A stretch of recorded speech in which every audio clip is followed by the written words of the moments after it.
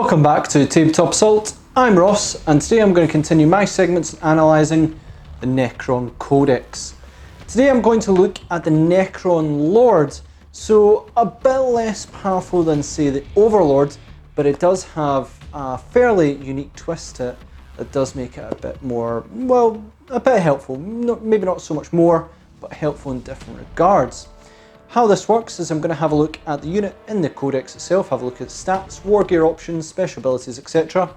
After that I'm going to go into loadout suggestions that I think might be helpful. We'll look at dynastic codes, warlord traits, relics and stratagems. With that, let's have a look at the Necron Lord. So Necron Lord is movement 5, which is kind of standard for Necrons. Weapon skill and ballistic skill 3+, which is a bit low as a weapon skill and ballistic skill, same as your average marine. Maybe sort of similar to in its role as, let's say, a lieutenant. But even then, I think they're like weapon skill 2, so it seems a bit of an odd one. But still, is fairly average. Strength and toughness 5, which is what you'd expect from an HQ choice of a Necron. 4 wounds, so fairly tough. 3 attacks, which is a bit low, but for a lieutenant-like character, this is maybe what you'd think. Leadership 10, Necron, and 3 up save, which is kind of good. So okay around the stats, a bit disappointing on the weapon skill and ballistic skill 3+. Would have been nice to see it on 2+, but again, this is more of a supportive role than, say, the Overlord. It is armed with the Staff of Light, which again is kind of standard for HQs when it comes to war gear, but it can switch that out for Hyperphase Sword, Void Blade, or War Scythe. You can also take a Resurrection Orb if you're so inclined to do so. So plenty of options there. I will go into them later, though if you've seen a couple of my HQ ones when I talk about these weapons, you should get an idea of what I'm going to say. In terms of special abilities, we do have 11 metal, so you're going to be recovering a wound at the beginning of your turn, which is handy to keep alive. The Lords will reroll wound rolls of 1 for friendly Dynasty infantry units that are within 6 inches of this model. So this is probably like, I could do my whole review just basically talk about this rule, because that's kind of what really sells the Lord, but I do have my program I like to fill it out. So this is important in several reasons. I believe in the past, in the indexes, this was different. I could be wrong, but it does give you a bit more of a differentiation from the Overlord, which adds to your hit rolls. This is an aura that simply just augment your wound rolls by allowing you to reroll ones. This means it can influence multiple units, which is very, very handy. Ultimately, what is better between adding to hit and rerolling ones to wound? What I'd say is that there's a lot of Necron abilities that do sort of get augmented by hit rolls, i.e. Tesla. So having that +1 to hit is very, very handy as opposed to reroll ones, because you get a bonus there and also a better chance for Tesla, so there it's absolutely fantastic. But rerolling wound rolls is excellent in itself, even if it is just ones, because I find in this game that augmenting or influencing wound rolls doesn't happen as much as, say, hit rolls.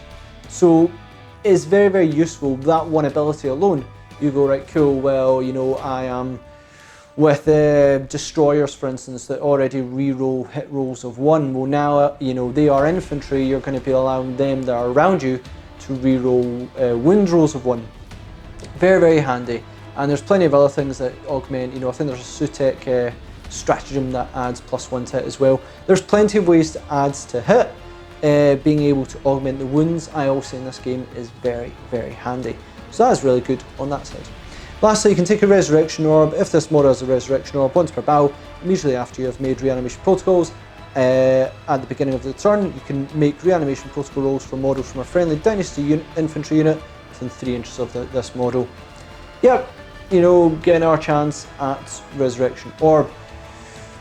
It's a bit pricey at 35 points, but a single destroyer coming back, a couple of Lich Guards. I've once managed to bring back a whole unit, I think, of Lich Guard in one go. When they were down to 1, I was almost back up. I think I'd brought 9 back when I had a Cryptic nearby and a Resurrection Orb, and it was scary. So Resurrection Orbs can be useful, really just depends on who you use it on and the situation for it. That can vary, that can vary when it comes to Resurrection Orb. So let's go into the loadouts now, pretty similar to some of the other ones we talked about before. Let's go into straight off the bat. I'm gonna not really speak about the Hyperphase Sword and the Void Blade. For what they do, I've never found them to be the best.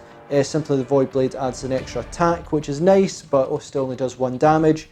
And the Hyperphase Sword is +1 strength, which is nice, but you know, you are still damage 1, which is not nice. So what is nice? Staff of Light. So this is kind of good, cheap, and offers you pretty good ranged and combat options. Essentially 1 less AP than the other options in here, bar War Scythe, and 1 less strength, either 1 less AP or 1 less strength and attack, but gives you the range capability that is great. So being strength 4 naturally is really good for Necrons, that really does help. So having the advantage of a wee bit of small arms fire as well is really just kind of good. It's cheap, it allows you to, although only at 12 inches, do a little bit of threat around you, which is always nice. Assault 3, pretty good. And still get an AP in combat, which is kind of handy. So I think just because it's cheap and it gives you an all-round does make it kind of worthwhile.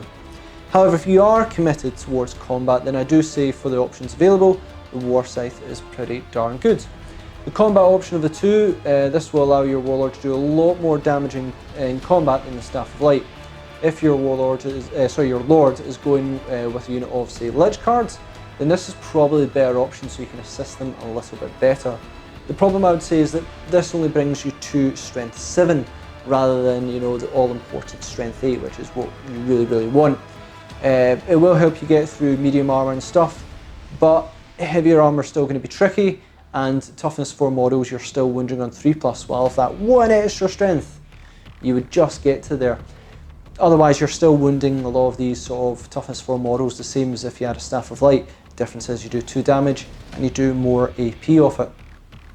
So it can be quite good, it really depends what you're fighting. Certainly Terminators will be better, but is it worth sacrificing the small ranged capabilities? Really up to you on that one. Next up we'll have a look at artifacts. So the infamous Veil of Darkness. Once per battle at the end of your movement phase, the bearer can use the Veil of Darkness. When they do, the bearer and up to 1 friendly Dynasty infantry unit within 3 inches of the bearer are removed from the battlefield. Then set up the bearer and the second unit you choose, if any, anywhere on the battlefield that is more than 9 inches away from an enemy model. The second unit must be wholly within 6 inches of the bearer. So this is by far probably one of the most, you know, I talk about every time, powerful artifacts of the Aeons. Why is that?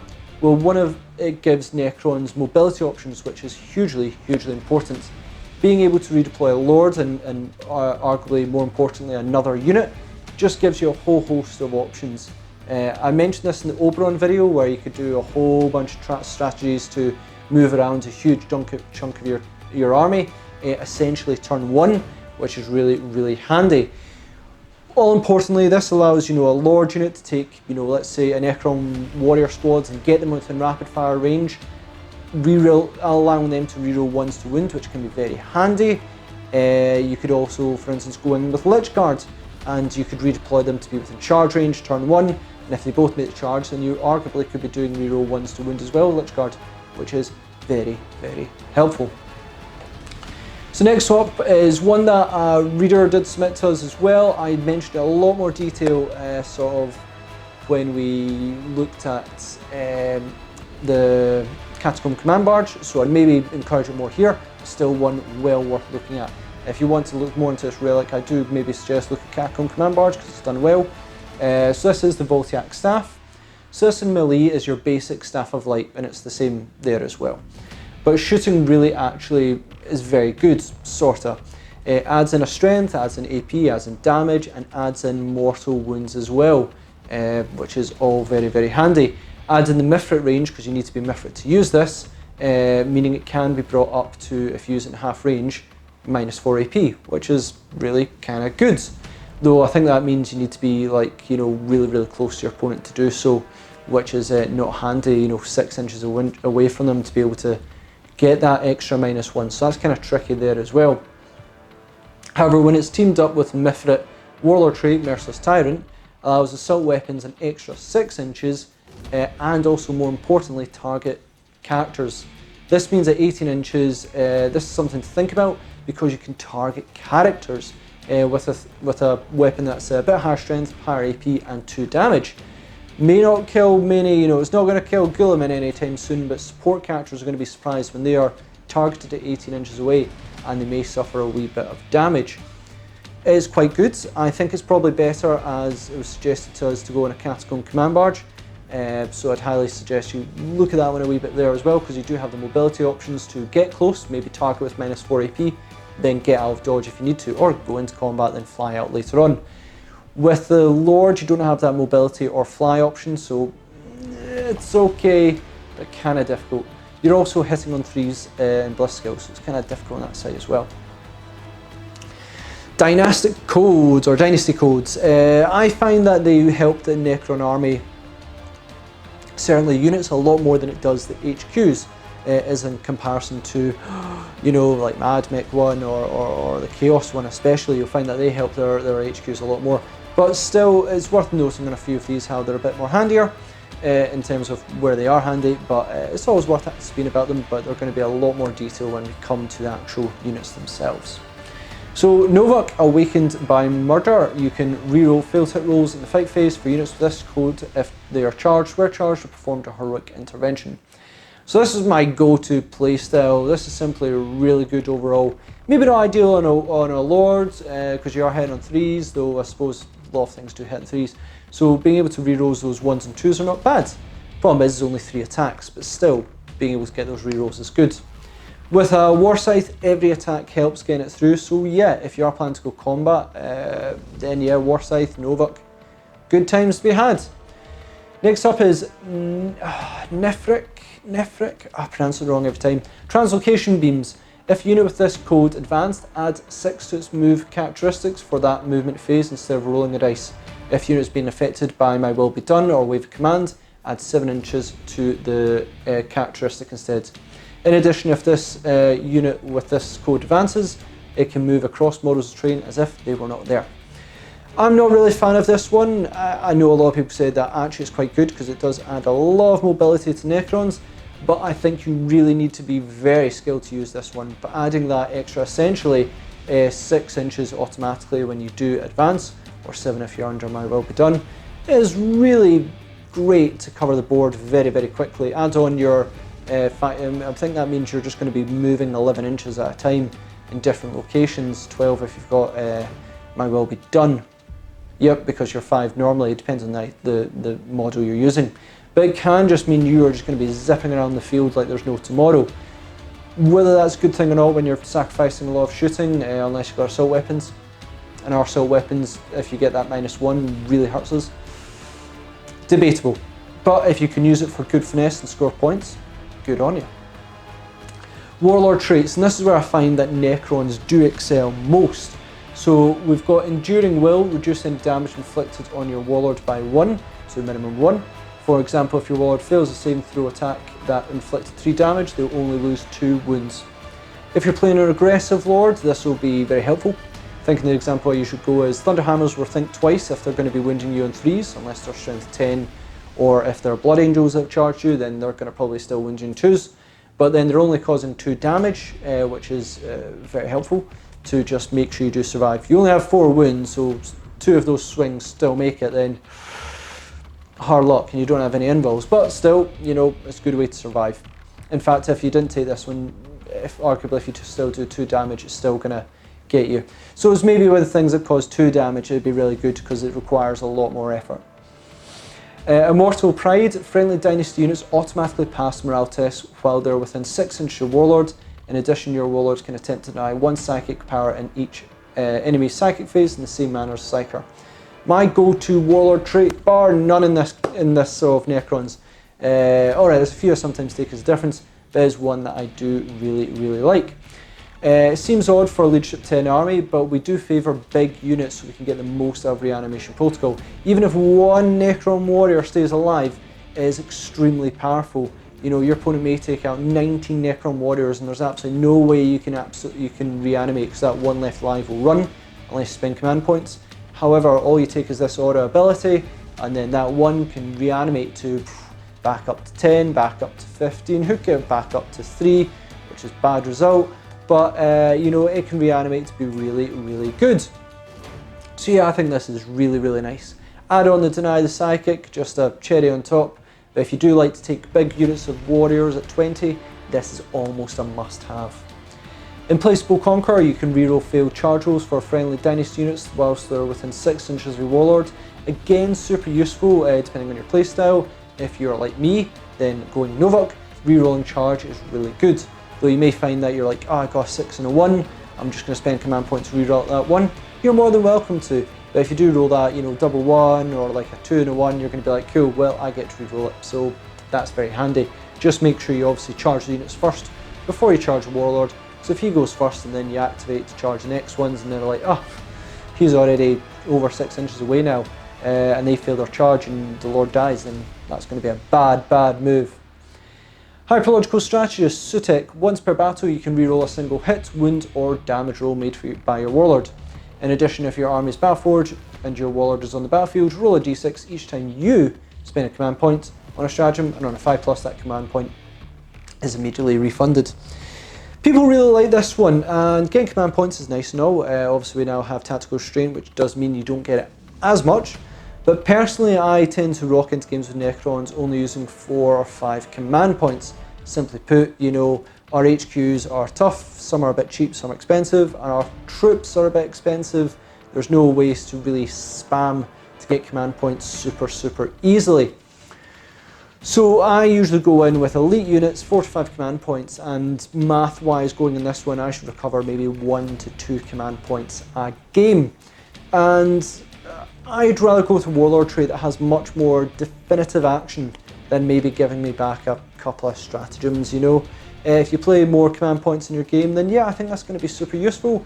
Correct me if I'm wrong if you think, nope, this is obviously the way to go, but I've just not been convinced by it as such. Then got Crimson Haze. Novak, each time you roll an unmodified roll of 6 in the fight phase for a model in a friendly Novak unit that is within 6 inches of your Warlord, you can make 1 additional hit roll for that model with the same weapon against the same target. These additional hit rolls cannot themselves generate any further hit rolls. So we almost got, a sort of death to the False Emperor here. It's both a curse and a blessing that it's basically an unmodified roll. Reason being is we've got plenty of ways to augment it, my will be done, etc. But alas, no. If you play combat Necrons, then yeah, this is nice. Tricky with Race and Scabs, which is maybe where you want this, well, Scabs, Race especially, because, that extra attack would be nice. But they're going to probably outrange you, while with like a Catalan Command Barge or Destroyer Lord, you can keep up with them. They will just be off on doing their own thing from a Lord. So that's going to be a bit tricky on that one. But say a unit of Lich Guards, you drop in Veil of Darkness and then you make the charge. Now you really want to make sure all of them make the charge, because it's only the models within range of this ability, not the unit, which makes this beneficial. So your Lich Guard could, charge on forward and Lord left behind. They're not going to get the benefit because they might be out with the 6 inches. So a bit of a tricky one. I would love if it had been just the unit ability, and I still think it should have been, but alas, no. Stratagems again, a tricky one from Necron HQs. You find that they target more unit specific, Catans, Lich Guards, Night Sights, etc. So there's a couple to speak about when it is HQs. We'll go in with Resurrection Protocols. 1 command point, use a stratagem when a Necron character from your army, excluding Transient Infinite and Catan Shards, are slain. At the end of that phase, roll a d6. On a 4+, set that character up again as close as possible to the previous position and more than 1 inch away from enemy units with 1 wound remaining. This stratagem cannot be used to resurrect the same model more than once per battle. Interesting stratagem, die on your opponent's turn and then you come back, hopefully, at the start of your turn. At the start of your turn you'll get another wound, so you back up to 2, which is very handy. When it comes to the problem is, Lord, you're only a 3+ save, which is fine, 4 wounds. It's a matter of not the most tanky of units, you've got no invul on them either, that if something has wailed on you and killed you, you're likely probably gonna die. Maybe if you've just been unlucky and been snaked out of the sky at some point, then yeah, that could be a little bit of a problem. So, coming back would be quite nice in that one. The situation will dictate it. On a Lord, it might be tricky. I want to thank Necromias for pointing this one out. that if you do die, I think it's page 14 on the Warhammer Rulebook Errata, if you do die because of this, then come back, your opponent will not score Slay the Warlord. Simply put, because you're still alive, possibly at the end of the game. Originally, I think they had a Warhammer community video where they went, oh no, like in a battle report they did, they went, oh, it's Slay the Warlord, which is immediately after they slayed the Warlord, even though they came back. But they've now said, no, you've got to have Slay the Warlord at the end of the game. That's where you score the point. So interesting one, that.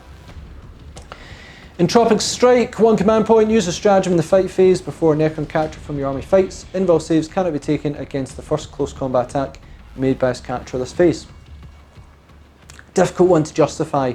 The War Scythe does have a mighty -4 AP, which is really good, so it's going to go through most armour, and not having an invul is really good. But you're only causing, 2 damage, and you hit on 3s. And if you miss that, then this stratagem is wasted. I can see it being quite good, but you'd want to really use this on something that was reliably 3 damage, which there's a relic that can do that, or a unit that does hit more reliably than 3+. There's situations where you're like, I have to get through this invul save. It might be a captain or something on its, smash armor on his last wound, and you're like, cool, that that invul save, that storm shield, you just need it to go, so you need to go hail from area and get it. But ultimately, it's kind of hard to justify that one. So, kind of in conclusion for Lords, really, as I said, I could have just gone, like, the Lord's Will, really helpful in maybe situations when you're like, cool, I'm going to field 6 separate destroyers around me. You're going to be like, why would you not set, you might put them all in one unit, in which case it's very, very handy, because then they get to reroll 1s to wound. But if you spread them out, then your opponent has to take them out one at a time, as opposed to you can reanimate. I personally prefer them in a big unit, but I've been intrigued to try and do that to sort of mess with my opponents, and they go, right, put everything into that Necron Destroyer until it dies, put everything into that one, but they still get all their reroll hits and reroll wounds because of the Lord. But Necron Warrior Squad, 20-man squad, if they're in rapid fire range, putting out 40 shots with reroll ones can be very helpful. Lich Guard, very, very handy. That one won't help Wraith Strengthening because they're not infantry, but it is still super, super useful. Whether it's more useful than an Overlord, debatable, depends on the unit that you wish to buff. Again, I'd probably say my Will Be Done will always be better with Tesla Immortals, possibly better with Necron Warriors, but still there is a place for the Lord's Will as well to get those reroll ones to wound. So thanks again for watching. Please comment, share, like and subscribe. Let me know what you think about the Necron Lord, because originally I wrote it off and then I was like, hang on a second, reroll ones to wound. That might have a place in this game. So I need to actually give it a try sometime. Just haven't had time because there's other units that I do like fielding as well. Check us out on social media. We've got a bunch of projects coming on. I know I've got 1 or 2 that's almost finished. And also check us out on Patreon to help support the channel, bring you more content, because we absolutely love doing so.